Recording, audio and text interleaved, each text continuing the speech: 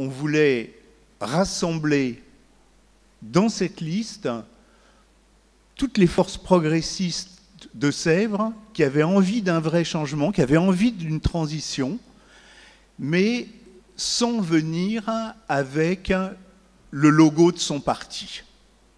Donc, dès le départ, on s'est dit, on va faire une liste, contrairement à ce qu'on fait d'habitude, on va faire une liste qui va être sans logo, une liste citoyenne, et on a réussi à rassembler des Sévriens, des Sévriennes de bonne volonté qui avaient envie d'un changement. Donc on s'est dit, à partir de cette bonne base, maintenant il faut travailler, parce qu'on a un programme à élaborer, et ce programme, on ne va pas faire un copier-coller de ce qu'on a déjà fait, etc. On va l'élaborer réellement avec l'ensemble des Sévriens et des Sévriennes qui veulent cette transition.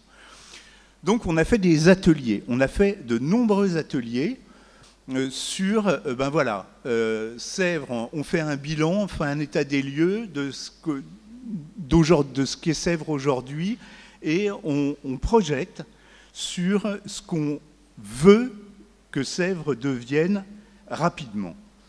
Et ça, cette notion d'urgence, cette notion de faire vite, c'est quelque chose qui nous tenait à cœur parce que pendant 6 ans, Grégoire de la Roncière, le maire sortant, n'a rien fait. Il faut maintenant agir vite. Et en commençant par la mairie, qui d'ailleurs, soit dit en passant, je ne sais pas si vous avez eu l'occasion de passer devant aujourd'hui ou hier, mais on ne peut plus pénétrer dans la cour d'honneur parce que la façade est en train plus ou moins de s'effondrer. Donc il y a des barrières qui ont été mises. Et... Bon.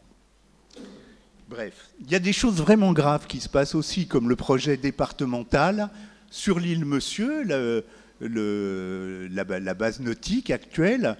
Le département veut faire un centre aquatique, 3 piscines. On est en pleine zone inondable, on est dans le lit du fleuve, on est dans un endroit qui permet de faire la jonction entre la trame verte, c'est-à-dire le parc de Saint-Cloud, et la trame bleue, qui est la Seine. Un endroit qu'il faut absolument conserver, naturel, de façon à pouvoir absorber les crues de la Seine. Et vous vous souvenez sûrement de la base nautique complètement inondée plusieurs fois ces dernières années.